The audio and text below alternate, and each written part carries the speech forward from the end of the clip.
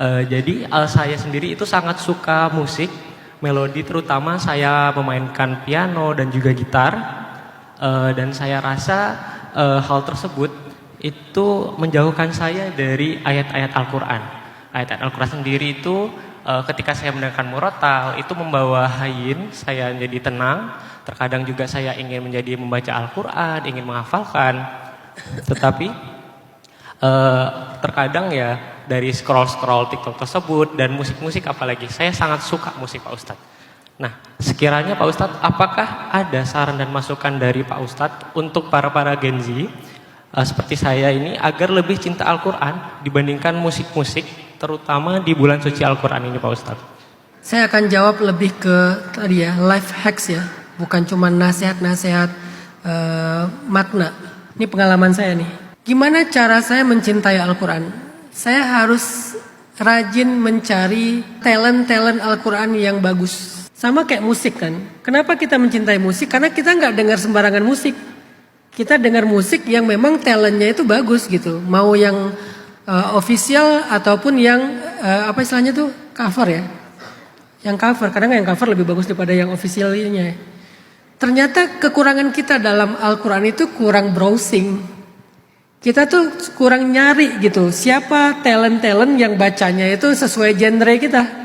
Sebutlah misalnya di Masjidil Haram itu ada yang genrenya itu muaikili, yang kayaknya tuh berat banget vokalnya. Ada yang sudais, yang kayaknya melengking banget vokalnya. Ada yang lebih tenang, misalnya siapa gitu.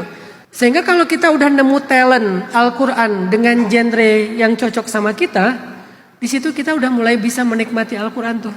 Dengar dulu aja sebelum kita baca. Makanya kenapa Nabi bilang zayyinul Quran bi aswatikum, hiasilah Al-Quran dengan suara kalian. Bukan Al-Quran kurang indah, bukan.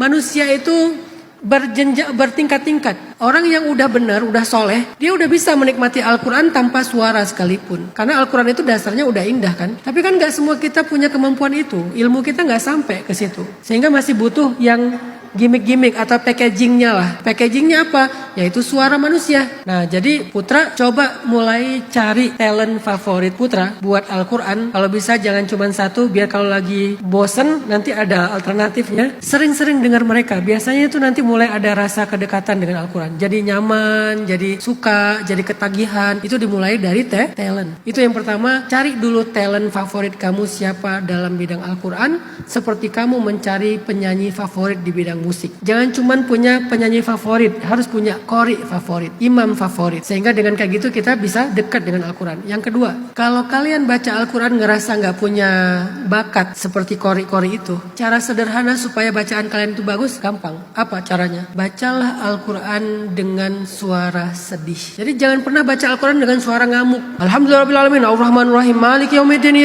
Jangan ngamuk kalau ngaji itu. Ngajilah dengan sedih. Bismillahirrahmanirrahim. Ustaz kan bisa qori. Oke, gak pakai irama sekarang. Bismillahirrahmanirrahim. Alhamdulillahirabbil alamin. Ngaji dengan sedih. Dan itu sunnah Nabi. Kata Nabi, sebaik-baik bacaan itu adalah yang sedih. Karena sesungguhnya Al-Quran diturunkan dalam keadaan sedih. Itu bikin kita lebih menikmati bacaan Al-Quran kita sendiri. Tapi dengan syarat bacanya udah lancar. Jadi Putra kalau ngerasa belum lancar bacanya, Putra harus belajar dulu sampai lancar. Karena kalau nggak lancar nanti ke distract kan. Jadi yang wajib ya benerin dulu bacaannya, tajwidnya. Nanti setelah itu baru bacalah dengan suara sedih. Insya Allah lebih nikmat. Itu yang kedua. Yang ketiga, ini juga masih teknis. Cari sebanyak mungkin literasi, ayat atau hadis, keutamaan Al-Quran. Al-Quran itu spesial banget teman-teman. Ini saya sendiri juga masih terobsesi dengan ini ya. Siapa sih dari kita yang gak pengen masuk surga? Semua pengen masuk surga kan? Kalian tahu gimana cara masuk surga yang dijamin banget? Hafal Quran. Orang yang hafal 30 juz Al-Quran bukan cuma bisa masuk surga sendiri. Dia bisa ngajak, menolong 10 orang yang dia cintai masuk surga kecuali mantan. Ya iyalah. Ngapain juga ngajak mantannya? Ayah, ibu, pasangan, anak, saudara, kecuali Jadi orang yang hafiz Quran itu bisa menyelamatkan 10 orang dari keluarganya masuk surga. Bayangin, Kalau orang lain aja dia bisa selamatin dengan izin Allah, apalagi dirinya sendiri. Sebetulnya cara masuk surga itu udah jelas. Saya nggak bilang udah gampang, udah jelas. Jadi nggak ada lagi yang bilang, gimana ya cara masuk surga? Kok nanya gimana cara masuk surga? Banyak caranya. Salah satu yang paling istimewa itu adalah hafal Quran. Al-Quran itu modal kita masuk surga, teman-teman. Kayaknya nggak ada yang lebih utama dari itu sih. Kalau kalian pengen dijamin masuk surga, akrablah sama Al-Quran.